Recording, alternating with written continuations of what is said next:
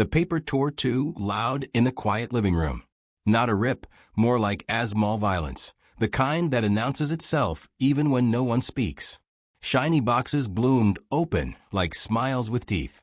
Blue and silver light flickered across faces already trained to receive, that my daughter's hands froze midair, empty, while the others lit up, screens reflecting in wide pupils.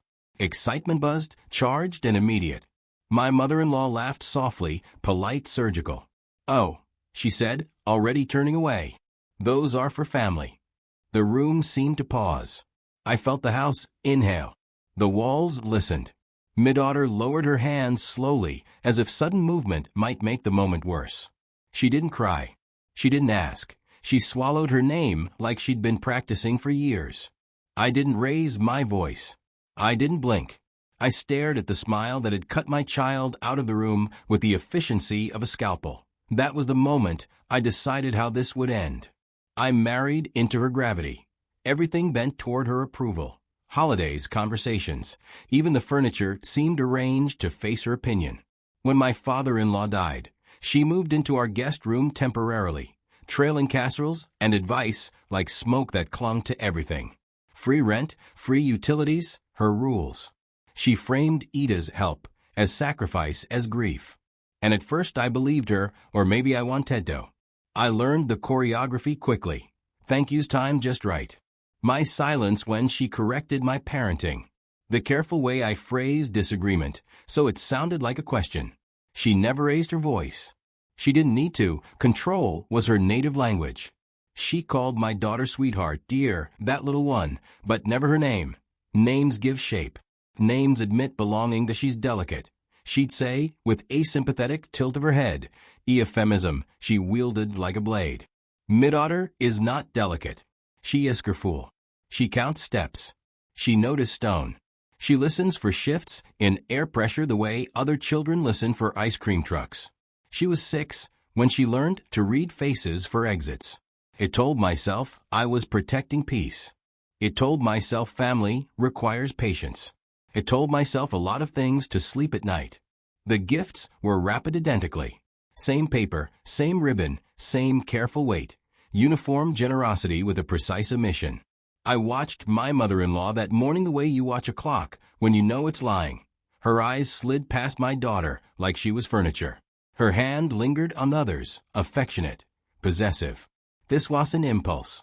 It was rehearsed. Later, while clearing cups and crumpled paper, I found the receipt on the counter. 5 phones, not 6.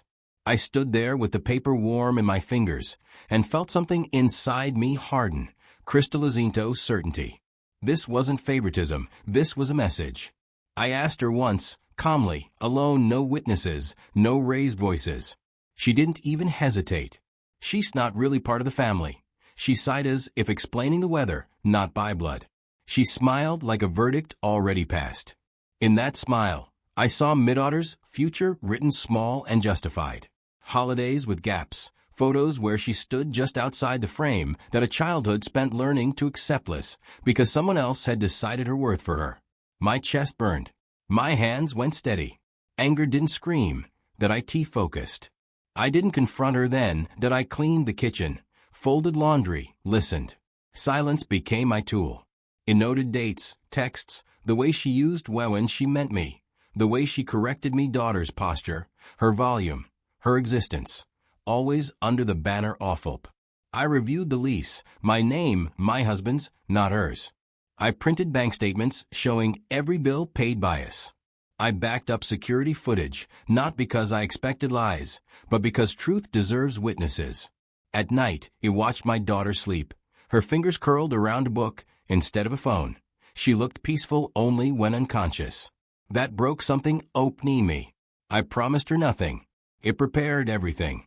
The next morning, I set the phones on the dining table. 5 gleaming rectangles aligned impersonal. She entered with her coffee, already pleased with herself. I spoke gently. You have 24 hours.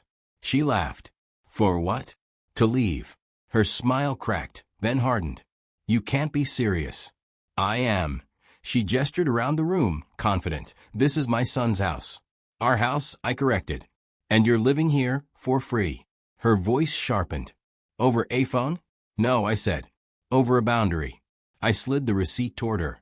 Then the lease. Then the printed messages where she explained in her own words why mid-daughter didn't qualify as family. She tried everything. Guilt, tears, authority, history, obligation. I stayed still. I won't have someone who erases me child living under my roof, I said. You taught me what family means. I listened. She looked at the phones like allies that had betrayed her. Too late, she understood the math. 24 hours, non-negotiation. She left with 2 suitcases and her pride folded badly. The house exhaled. That evening, I took mid-daughter for ice cream. She chose strawberry. She always does, predictable, safe. I didn't buy her iPhone. I bought her time. Later, it tucked her in and said, "You belong." She nodded like she already knew, but needed to hear it anyway. Justice doesn't always shout. Sometimes it just changes the locks and lets the quiet heal. Family, I learned, is who you protect when it costs you something. And I'd pay that price again with a smile.